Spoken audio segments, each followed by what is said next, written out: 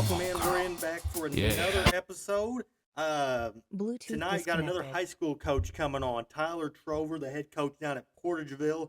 Uh, Tyler's been great to me the past couple of years, obviously. Um, the core we have with the Tropics, so many of those guys from Portageville, Trey, Bobo, Aaron, Mason. So going to get to kind of talk to him about his program. How do you establish such a winning program? What does the community mean for you? Just things like that. Uh, Working on getting him on the line now, but before we get going on that, I don't talk a lot of softball on here. I really don't. I'm gonna be honest. It sounds bad, but I don't follow it enough to know enough about it. Some of the talent in our area, the way I do baseball. But I saw a post today, and it made me think about a game that should have had more coverage, and that was the Chaffee versus Neelyville district championship game from here. That was a top 4 and 6 team ranked in the state going at each other from the local areas competing. Um, Neelyville was 24-1, and it looks like Chaffee was 20-6. Chaffee is legit. I haven't seen Neelyville. I saw Chaffee. They are good, and they're young, and they're going to stay good. Brian Horrell, the coach over there, Brian knows more about, he's forgotten more about sports than most people will ever know. Um, but reason I bring that up, not only to kind of shed some light on a 13-10 just battle between state ranked teams, is what I'm actually hoping to get out of this show come baseball season is getting to cover and talk about games coming up and things like that. Like I want to be able to talk about the Noah Johnson, Ross Peters, East Prairie Kelly rematch that we're likely going to see next year. How does Chaffee plan to face Oran now that Levi's gone? They lost pitching and guys like Glick and other guys too. Oran looks posed to dethrone Chaffee for the conference championship. Scott City, Skylar Cobb's my guy over there. He's got an excellent program. How does he plan to keep building and get back to another district title after they had won a couple of years in a row and then lost in the championship last year? Obviously I've talked a lot about Van Buren. There is so much fun that's going to come from this that I am excited for, that we're going to get to see. What I've been doing so far, talking to guys like Trover tonight, Menor earlier this week, Spencer Burnham from Van Buren, this has just been for fun. And it's going to keep being for fun, but I think I'm going to be able to shine a light on so many athletes, the great thing they're doing, the great thing some of these local coaches and schools are doing, and make it a little bit of fun. I had one guy, joking with me. He's like, what you need to do is get the matchups for the week and figure out like an over/under, a favorites, Kelly versus Oran, Kelly plus 2.5. I don't know about all that, but I think it's going to be fun. I think we're going to get to actually talk about, local athletes, what these guys are doing, put some names out there outside of just what you may see on Game Changer or things like that. But when I see a game like that, one for the softball game between Chaffee and Neelyville, it just kind of gives me, remind me, like, this is what I actually want to do with the show. That's what I want to be talking about in a couple months is, Chaffee-Oran rivalry game. Who does Oran have on the mound? How does Chaffee respond? Like I said, when Kelly meets East Prairie again, we might have another Ross Peters versus Noah Johnson. That's going to be two college arms. Johnson's committed to a D1 school. Ross is, I've got a little bit of insight about Ross because he played for me. I can tell you he's going on college visits and he's weighing his options of where he wants to go, but he's going to sign. He's going to be a college arm. Those are the type of games we're going to be talking about, and we're going to have a lot of fun with it. But Chaffee came out with the win there, 13-10 over a really good Neelyville team. So congratulations to Chaffee girls on a big win there. They beat the Kelly Lady Hawks in the semifinals. Most people know I'm a Kelly guy. Graduated from there. I'm on the school board at Kelly. So, really good run by Chaffee. Kelly, they're pretty well. That's what Kelly's known for, is a softball program.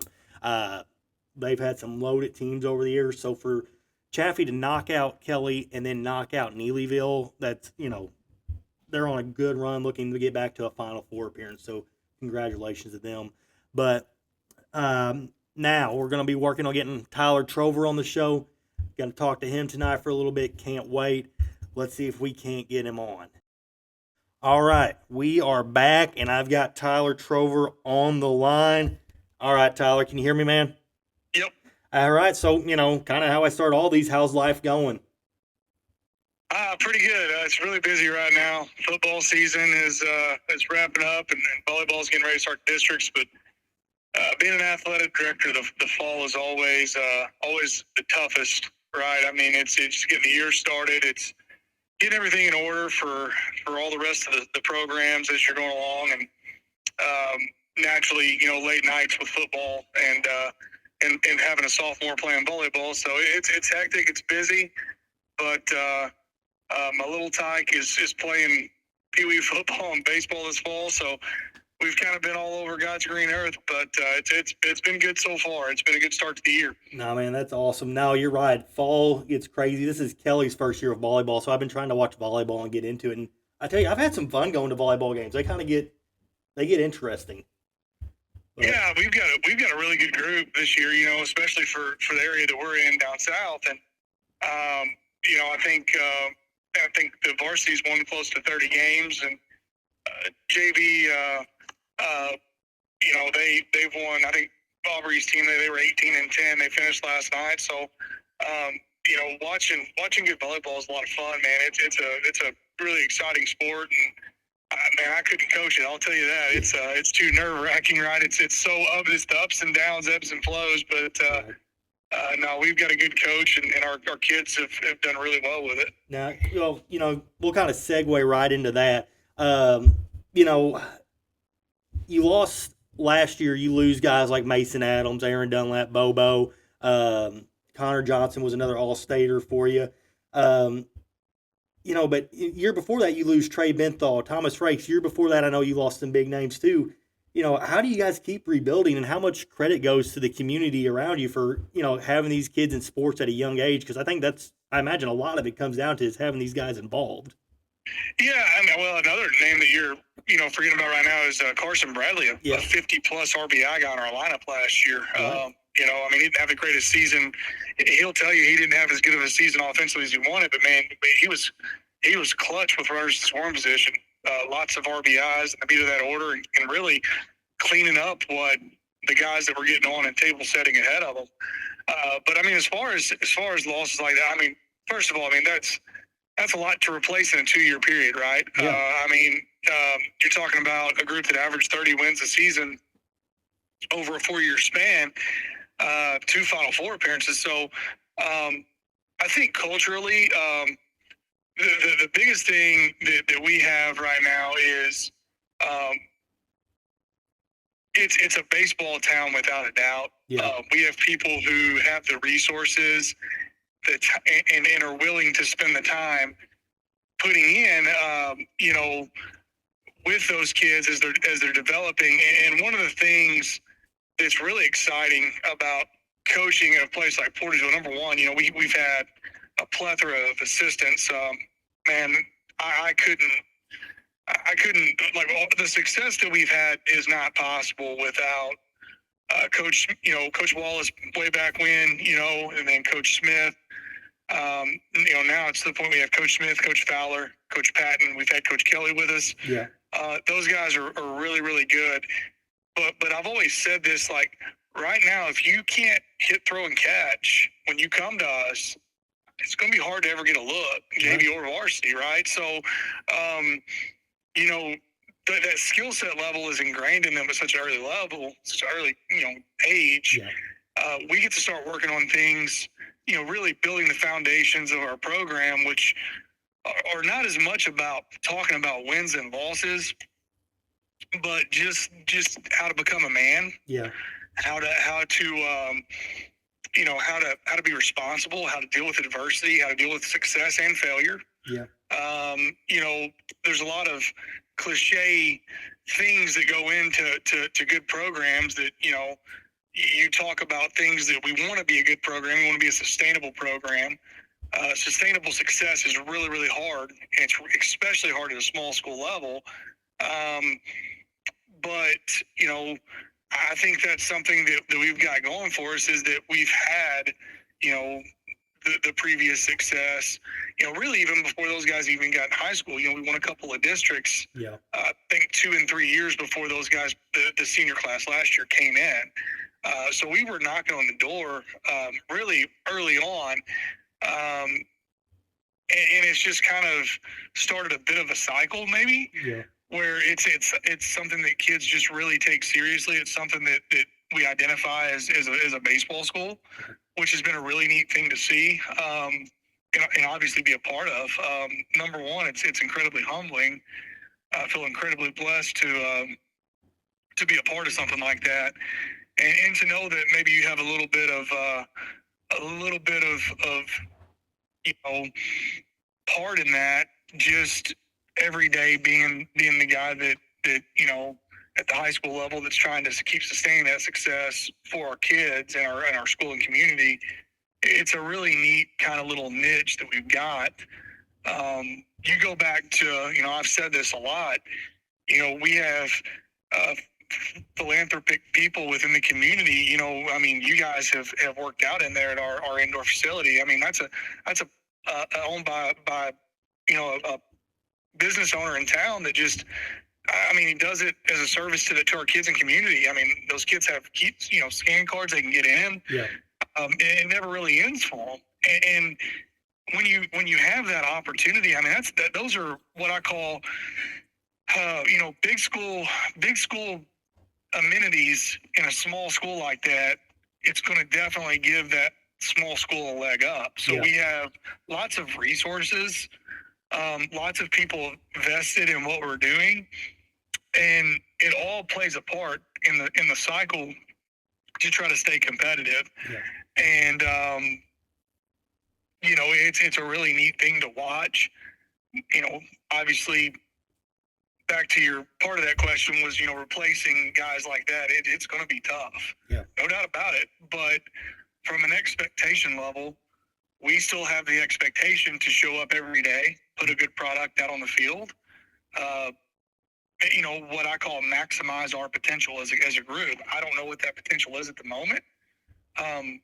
Maybe it looks different. Maybe we watch these guys progress and we think, man, maybe it doesn't look near as different. But as far as coming out every day, competing your tails off, playing the game the right way, doing the little things that are important in terms of, program success, all of that combined, man, I'm excited. I'm really excited because maybe we're overlooked a little bit, and man, sometimes it's not a bad place to be. No, I think you're making a really good point there at the end. I think, you guys have been kind of the top dog in this area for small schools the past couple of years. I think you're right. I think some people may go, all right, Adams and all those guys are gone. Portageville's not going to be nearly as good, where, like I said, you've got just the pieces I know you've got coming back. I think you're still going to be really good, and I think any team that's going to overlook you is kind of making their own bed there. Yeah, I think the answer is yes and no. Right, I think we're unproven a little bit, and that's the thing is one of the just something that we talk about every year in preseason. Every group is different, and the Benthel Frakes, plus junior group at the time versus the group last year, which was still, obviously a very successful group, one game away from getting back for a third straight year. Yeah. Just ran into a buzzsaw with a really, really good, lightning bolt of a right arm, right? But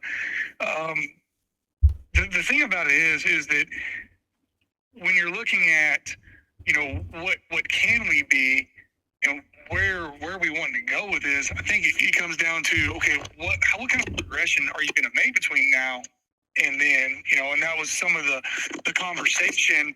And hey, if we progress like we think we can progress, we're going to be really tough to beat, and we're going to be in a really good spot to where maybe that expectation level isn't there.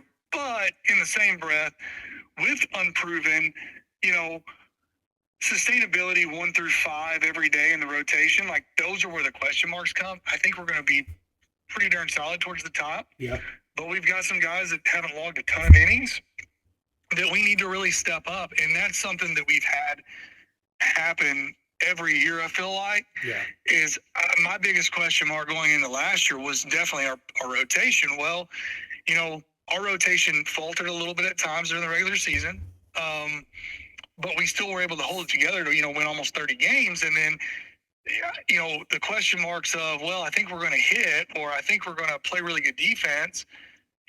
What I found intriguing about baseball in general and the way it played out was that our pitching was phenomenal from basically the start of the district tournament through the quarterfinal. It was. I think we gave up 3 runs in the entirety of the 4 games, and naturally, just unfortunately, we lost a 2-1 game. Our offense went a little cold at the wrong time, and some of that had to do with Brady Smith and Levi McKinney, obviously. But some of that was to do with the fact that we were in a really good spot about 2 weeks prior offensively, and you go through those ebbs and flows, and you just hope that your daily work, equates eventually to, having it kind of all click together at the right time in order to make that postseason run. I mean, I would say, you guys understood that during your run with the Tropics. Just started playing really, really good baseball at the exact time and moment that it needed to happen. Yeah. And the unfortunate side effect of that from the Missouri playoff standpoint, and one that I wish that they would take a look at some point, is, once again, I've played this both ways, right? So in 22,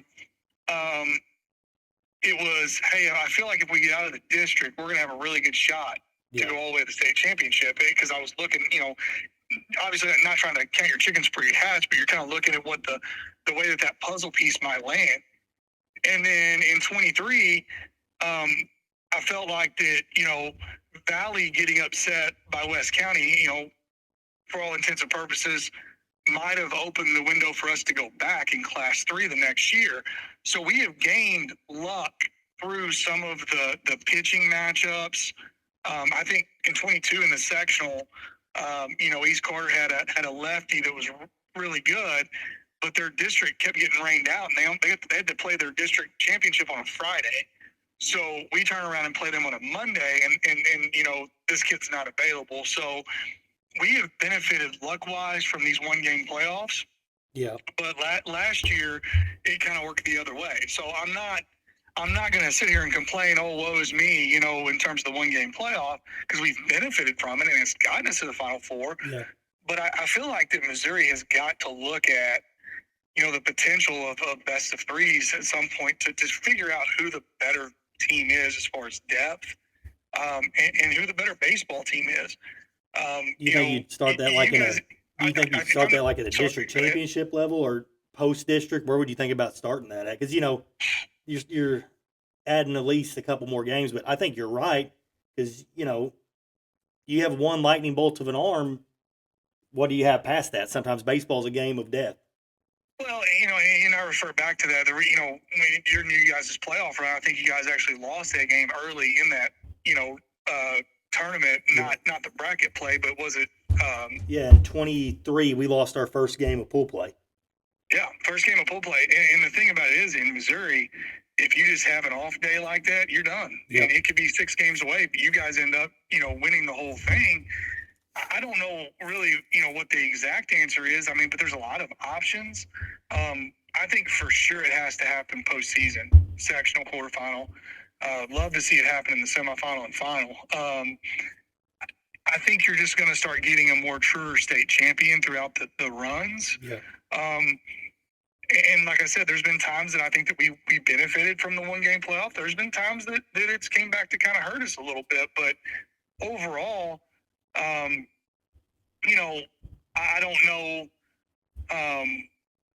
if that changes anything for us. If it's set up like that in the past, I mean, I've always said, we felt like, we had a great chance to make it to the state championship in 22, but I knew Russellville was really, really good. Yeah. They've got multiple arms in the, in the pen that they can bring out that are going to be really good. And we just didn't have that, not that caliber. Right. And where they matched us is they matched us offensively, whereas about everybody else that we played must have an arm or two, but we were just superior offensively, where it kind of evened out the scales. And I don't know how that plays out otherwise, but I do think it's something at some point they have to look at, and I'm hopeful that they do, just for the growth and betterment of the game overall. Yeah, I mean, I think it's a cool concept to consider. You talk about the progression. Obviously, this offseason, you're going to be putting in a lot of work. You talk about the called up that hitting facility you have. One thing Mason and Bo and Aaron and Benthal has all contributed to their success was playing football and getting stronger through that. I mean, are you a believer that these guys get to college, they're getting in the weight room every day, but your guys kind of had head starts on it where, I talked to some of the coaches up at Mineral area, and they rave on Aaron's work ethic in the weight room, and part of it's because he's been there before. He knows how to be in the weight room where other guys, Colton Payne came on here. He's like, I didn't have that as much in high school. Right. Yeah. I mean, first of all, we're a small enough school that we are going to we encourage our athletes to play every sport if they want to. Mm-hmm. I mean, that is encouraged. I mean, it is scientifically proven that, the development of athleticism through different muscle usages, it develops a stronger athlete. It develops a more resilient athlete. And also, like, it's competition. Yeah. So one of the things that I'll say about Mason, I mean, you're talking about Mason in particular. He's an all-state quarterback. He's a 3-time all-state shortstop, all-state linebacker at one point, I think. So he's a multiple all-state athlete in 2 sports. He was a average, and he'll tell you, an average basketball player. But he had to be a role player, and he had to learn how to play that role, and he understood what it meant to not be the head of the leadership, so to speak, and how to fall in line and do the little things to help teams win. Right. And I think that there's something to say about that humbleness that brings you to not be top dog, like in that particular sport. You're just trying to scratch, claw, and find a way to win. Well, what we started to find out, through competition. I mean, he just became an even better competitor because of it, because it wasn't easy for him. Whereas other sports have maybe come a little more natural to him. With that being said, we highly encourage our kids to play football because of the level of toughness that it brings. Yeah. You obviously always take the risk of an injury, but you take the risk of an injury throwing extra bullpens in August, yeah. September. You take the extra risk of, tearing a labrum, an elbow, a shoulder, an elbow, rotator cuff, labrum, UCL, whatever. I mean, all those little things that you kind of hear synonymous with baseball players. You can take a risk of doing that just through overuse. So a little bit of a break's a good thing. And then you're talking about, going through a wreck every time you get hit, essentially. It just creates a tougher athlete. We've had kids that have fought through things a lot better with the little, bumps and bruises that go through the grind of a baseball season. We don't hear many complaints usually about this or that. Kids just tough it out and play through things. And I think it's a great asset. Honestly, I don't know if I would ever want to coach at a school that didn't have football anymore. Yeah, because you made your start at Bloomfield, didn't you? And you kind of I did. Yeah, I started county guy. Played at Bernie, fall season, spring season. So we didn't have football, small school.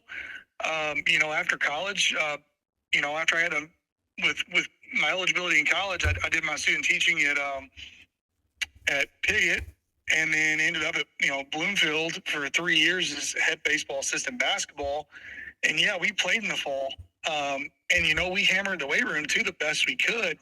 But the thing that I found is, at the Portersville, they're attacking the weight room with a little different maybe concept or driven, because, man, like, football's a sport that if you don't really buy into this, it doesn't feel good on the other side of that. You can be the hammer or the nail, and if you're not lifting hard, you're gonna be the nail a lot. Yeah. So. No, I think that's a really good point, man. That's what every one of these guys tells me is when they get up there, weight room is just another animal. I don't know. Have you got to keep track with any of the guys? I know Trey had a big fall. Bobo, he had a home run the other day and got to close out an inning. And then Mason and Aaron, Mason and Aaron are going to do great. Absolutely. Well, and I think that's what's so neat about it. And Connor has got. Well, matter of fact, you reminded me. Connor tried to call me the other day. I really got to call him back. I completely forgot, but so thanks for that. Reminded me of our guys that are playing right now. Yeah. But it's one of those things where those guys,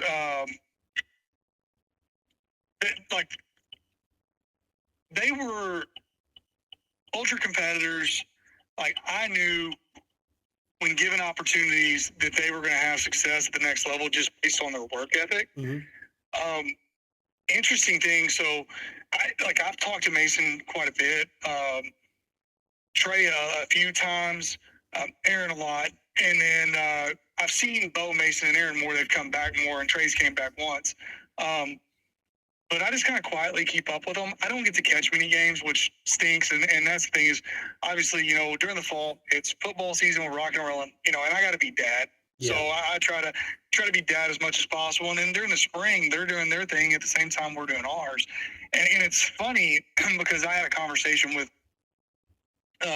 Terry Benthel today after school. We were talking about Trey and some of his success this fall. He's done extremely well, and he's really enjoying it, and that's awesome. It's great to hear. And one of the things that I made the comment is, like, I really wish that I could watch them more in terms of actually physically getting out there and go watch them play. But it's interesting how that kind of plays itself out. It's like, you try to give them everything that you have for that 4-year period. And when you're completely invested in a program, it's kind of like when they walk out the door, you hope it's mission accomplished, right? Yeah. I mean, you have those lifelong friendships and memories, and you hope that if they ever call you and seek advice, then you know that you've done something impactful in their life. But once they go out that door, it's like you're pushing the little chicks out of the nest, and it's time for you guys to go flourish on your own. And then you've got a whole new group coming in that you have to cultivate the exact same relationship if you're going to have success at your level. So, to hear behind the scenes, like, how well they're doing, obviously it doesn't shock me. Yeah. But it excites me because I think that's great representation for our program, and it's great for the future because so many kids have watched them play and want to be them and be like them. And I agree, man. And, I think it helps your kids in the future too, because, these kids go on, they do well. And one thing about all those Porterville kids, if you ever talk to them, they're always yes, sir, no, sir. They're very respectful.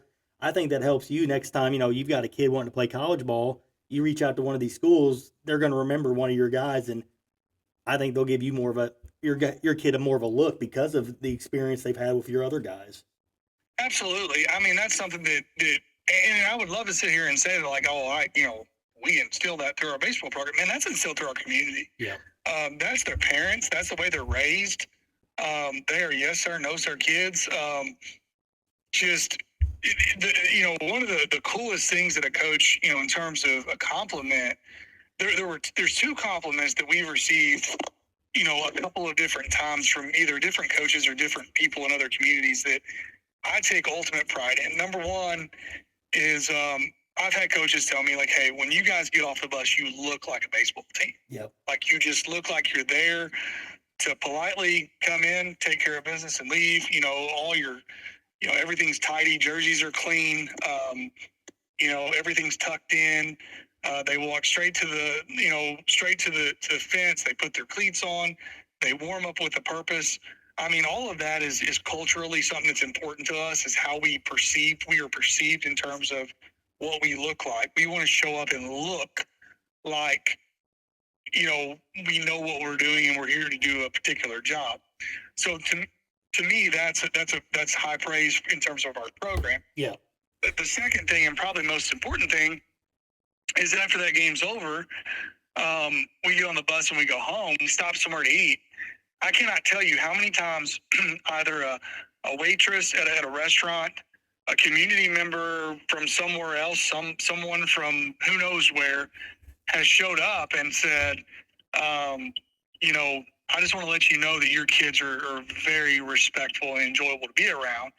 And that is high praise in terms of the character of our kids. Yep. Their ability to be, their understanding, I guess, to be respectful in public places, knowing that when when you go out, you represent Portageville baseball today. And not only do you represent the program, you represent the school and community, and that means something to them. No, and I think that's what you're touching on there is huge. That's something I've always talked to my guys about is, when we go out to eat, you're wearing the jersey of the name that I've worked to build. Obviously Tropics aren't a whole town, but this is something I put 8 years of my life into. You better represent it well. And I tell you, one of my favorite things we ever did as a Tropics team was one of our guys was screwing around during the national anthem. We had a practice, and I made them stand and practice the national anthem just because when you're there at a ballpark, you're representing something bigger than yourself, and you're going to act right. Absolutely. No. And I think that, so much of that, just in general, the respect factor has just, basically peeled away from our society a little bit. I mean, we can go down a whole other rabbit hole there. Yeah, that's turn into the Theo Vaughn and JD Vance podcast from earlier today. But, the whole fabric is just kind of dissolved a little bit, and you can see it in lots of different communities, just lack of respect and the lack of respect for elders and things like that. And I will say that's something that our town in general has maintained, and something as a coach I want to maintain is the integrity of what we're doing. Yeah. It's bigger than baseball. It always has been. The phrase is good husbands, good fathers, good workers. If we can cultivate good husbands, good fathers, good workers, that means that the base of our program is where it's supposed to be, where we have our priorities correct. And then from there, if we're talented, we're going to win baseball games. And we've been very, very fortunate to be really talented for really all 7 years that I've been there. Right. You just got to keep an eye on that damn chief of police down there. That's the only one you ever get problems out of.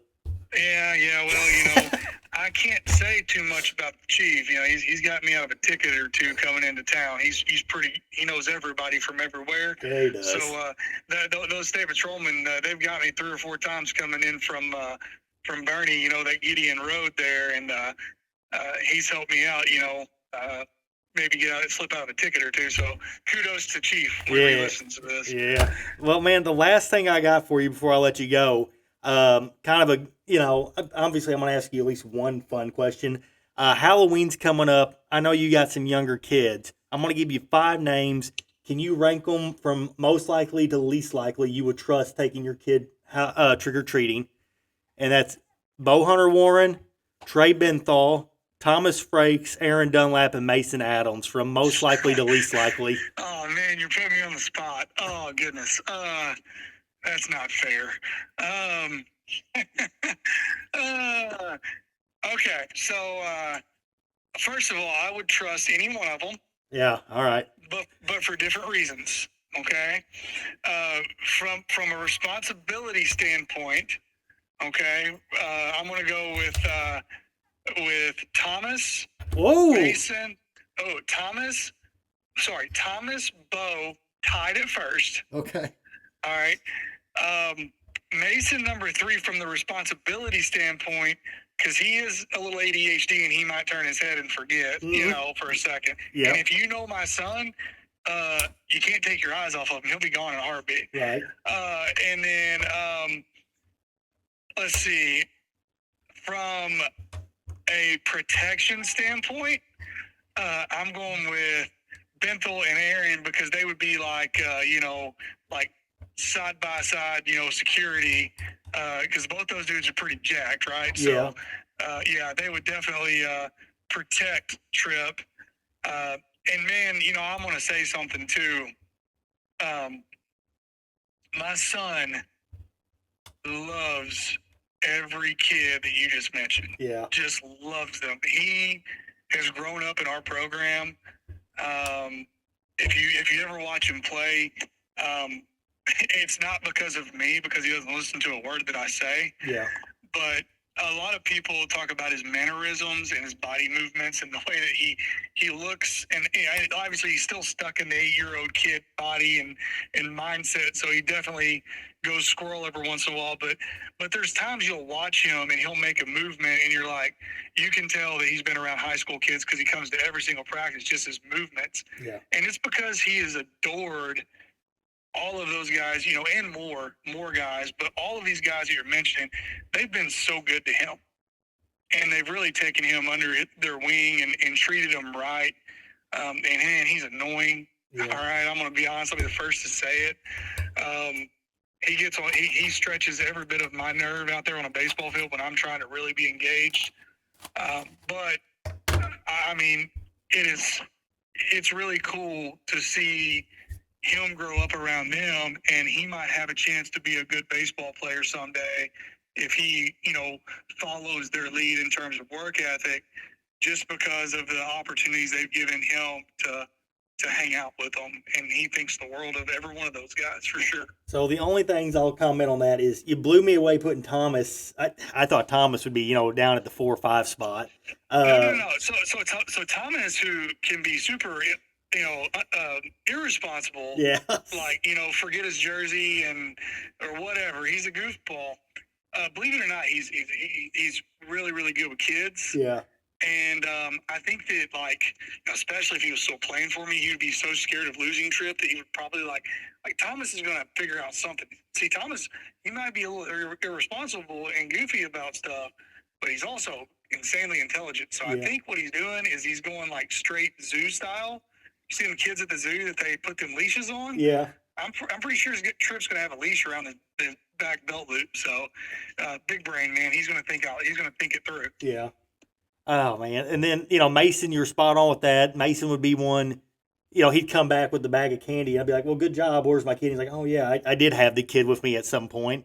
Oh, absolutely. No, that kid's a squirrel. And then with Benthal, I don't know if you heard some of the other episodes we talked about, who would you be least likely to let date, your sister or something like that. And Trey was kind of in the bottom of those categories, too. And the biggest thing I want to point out there is, Miss Terry, that is no reflection on you. That he gets too much from his dad. Hey, listen, Trey's a man's man, right? Yeah, man's gonna do what a man's gonna do. Hey, listen, I'm just glad he's enjoying his sophomore campaign and doing so well. I mean, it's really a cool thing to see. And you know what? Hey, I was that college kid once. I was blessed to play 4 years. You soak up every second of it you have because. It doesn't matter whether you play high school baseball, college baseball, professional baseball, 18 years in the major leagues. Everybody has a timestamp. Yep. And it's a kid's game, and you have to enjoy it for as long as, that hourglass allows you to. So I hope that all those guys will keep progressing and working hard and want to continue to do this because it's really easy to want to go get a job, right? Yeah. But man, I think, as you and I both know, those jobs are going to be there, basically forever. So we're going to have to work forever. And sometimes we're going to get to the point man, I don't want to go to work today. So that's just the way life works. But kudos to all of them, man. It's really cool to see. Yeah, so for sure. Very proud of them. Well, man, I think I've used up enough of your time tonight. Love talking to you. Obviously, thank you for everything you did sending me kids over the years. But we'll be in touch, man. I can't wait to follow you guys this school year. One thing I was talking about before I brought you on was, that's one thing I'm excited about is actually cover and talk about games when we actually get there in the spring. So you'll definitely be one we're keeping an eye on. Well, I appreciate it. By the way, too, good to have the Godfather on last week. He's the man. Yeah. He would digress that thank you for sending you so many kids because I think they went right past Charleston on up to you. Yeah, they did. But put me in a tough spot because, man, I definitely love him, man. He's a great dude and has done so much for the sport of baseball in Southeast Missouri. I mean, bringing that World Series to Cape Girardeau, obviously, even something like, staying where he's at and with a purpose at Charleston. They haven't had a whole lot of success in recent memory, but he's just everybody knows if you think high school or summer league or just baseball in general, Mike Minter is one of the names that comes up first. So, I appreciate everything that both of you have done in terms of helping kids come along, get them college scholarships, assist in that, give them opportunities to play. People thank us for sending our kids to them. Man, we thank you because of the competition level that they were able to do or experience, I guess, was so much more than what we could give for them, and that only helped our program too. It only helps our program when opportunities like that are there for our kids. So I think that and I'll say this, man. I know I get on rambling rants about things, but a lot of coaches are, and this would be advice to any young coach listening to this, a lot of coaches become super fearful of travel ball. Yeah. And don't get me wrong, there is some legitimate fear out there at times, because obviously there are programs out there that just want to tell you, hey, give me, $3,000 and I'll tell you your kid's the greatest thing ever. Exactly. And, we'll give you playing time and so on and so forth. And yeah, that's real. There's a lot of that out there. But there are some really good developmental summer programs out there for kids that only enhance like their ability at the high school level. And, I encourage our kids to go play summer baseball because they gain more out of that than what I could ever offer them personally at Portageville. And by doing that, it only increases their development competitively, but also it allows me to work on some of our fringe guys that might be a basketball kid first or a football kid first. If I get summertime to actually work with them, now they become serviceable, and that only helps the entirety of our club from top to bottom. No, I think you're spot on there at the end with that point you just made. That's a big point I've been trying to make lately too. For sure, man. But like I said, it's what you guys did was really awesome, man. It was really neat to see, and what's really cool is in a way it's like we all kind of became a big family. I know you and I, have had really good conversation, and talking about kids. Called me and we've had great conversation about these kids. The one thing that we all share is just our love for these Portageville kids, and it's neat whenever all that kind of comes together and everybody's on the same page. And obviously, kudos to their parents because they allowed us to coach them the way that we could. So lots of lifetime memories made, man, over the last 3 or 4 years that I think neither one of us will ever forget, for sure. Yep. Oh man, you're spot on, man. But I'll let you go. I know you've got to get back to being a dad and gym and everything else, AD. But dude, like I said, thanks for coming on. I doubt this will be the last time I talk to you on here because springtime, I'm excited to get going on there. Absolutely, man. Like I said, I appreciate the opportunity and really cool thing that you're doing. I hope it takes off for you. And, you might have picked the wrong one. You might get about 4 listeners with me, but that's all right. But best of luck, man, in all your endeavors. Congratulations on, being a new pop yourself, and best of luck in everything you do. Like I said, it's been a really cool thing to watch, winning the World Series. So good luck with everything you got going forward, and look forward to talking to you soon. Yeah, for sure. All right, man. I'll see you later, Trover. All right, man. Thanks. Appreciate it. Yep. All right, Tyler Trover, really good guy. He joked there at the end, he can get on rants, and this is our longest episode yet, but a lot of baseball knowledge there from a guy who, came from a school in Bloomfield. He built up a really good program there, going to Portageville, and has had a lot of success there. So he's a guy who has a lot of knowledge and has had a lot of success. All right, that pretty well wraps up this show. Got another one coming up in a few days. I'm going to be talking with Jordan Thompson, a buddy of mine. He's the assistant baseball coach up at Mineral Area College in the Region 16. For guys who don't know what Region 16, that includes schools like Jeffco, Mineral Area, Three Rivers, Crowder, St. Charles, St. Louis Community College. Just an absolute loaded region with a ton of really good teams that have produced, Division I, Division II, Major League guys.